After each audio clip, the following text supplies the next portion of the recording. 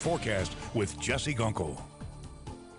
Welcome back. Well, we can let the good times roll this evening. Rain, a non-factor, really, at least for the first half of the weekend. The story is actually going to be the temperatures out there. Right now, we sit at 53. Crew of Artemis is just about to roll downtown.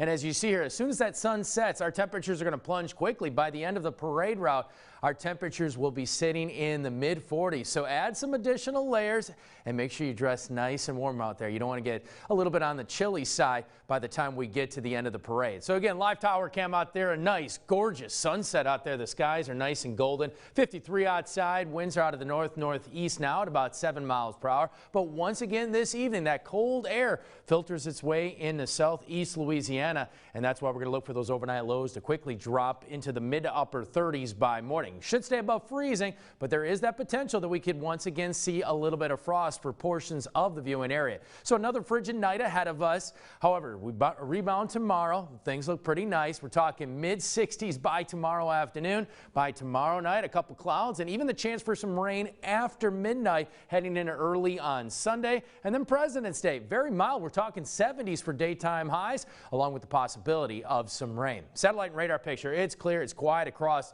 much of the Gulf South at this point, extending all the way into Texas. Doppler radar clear and quiet at this hour. Obviously, we don't have much going on tonight, just some very light winds. It's just going to be a cold and crisp evening out there as our humidity levels are extremely low. As you see going into tomorrow, we'll see a few clouds by the late afternoon hours. The majority of that cloud cover should hold off until evening. And then as you see here, moving into the early morning hours of Sunday, that's when we'll start out with the possibility of rain, maybe even a thunderstorm or two, but should be pretty quick-lived. I think that's the key here. Again, a lot of those storms will quickly jump through the area, and then we'll get a break by the time we get to, I would say, Sunday afternoon before we move into Monday and Tuesday, and that's when we fall into a very unsettled weather pattern, and that's why we're going to have to deal with those off and on showers for a good chunk of next week. As you see here, your rain chances obviously climb going into early next week. We'll definitely see some storms on Tuesday ahead of our next cold front, but once that cold front pushes through, well, we'll drop the rain chances a little bit. We're also going to drop those temperatures. 37 for tonight underneath clear skies and light winds.